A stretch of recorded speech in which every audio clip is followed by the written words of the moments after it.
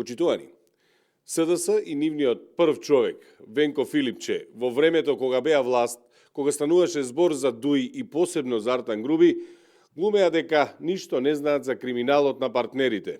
Демек, ниту виделе, ниту слушнале, а знаеа сите што прави конкретно Груби.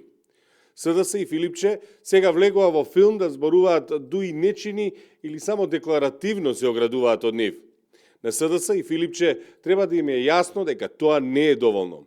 СДС и Филипче за почеток треба да излезат на пресконференција и да им се извинат на граѓаните што дозволиле Дуи и Груби да ги крадат народните пари. Филипче како прв човек на СДС треба да признае дека додека бил функционер во владата на СДС и Дуи, истата ги дозволувала криминалните активности на Дуи.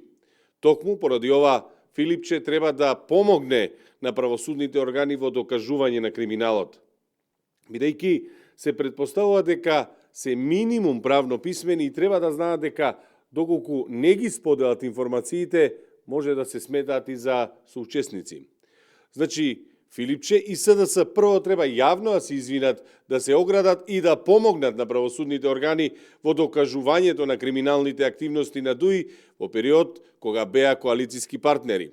Доколку не го сторат тоа, СДС ќе остане уценувана партија, партија со личности на кои им се важни само личните и партиските интереси. Прашања? Да, коментар на надбора темата околу судскиот совет. Пред нова година имаше одредени најави дека ќе започне наскоро промена на оние 5 членови што се назначени од собранието во судскиот совет заради негативниот извештај за работата на ова тело. До каде се овие најави, ќе се инициирали наскоро таква процедура? Така е, благодарам на прашањето. Една актуелна тема. Остануваме на ставот за разрешување на членови на судскиот совет. Ниската доверба треба да биде поттик за членовите сами да ги напуштат практично позициите и очекуваме ново избраните да имаат цел и агента поразлична од навиките по кои што досега работеше Советот. Вреди, благодарам само уште едно. Актуелна интерпелацијата за Илира Деуте и спикерот беше дека не е екзекутивна, како по вашиот став?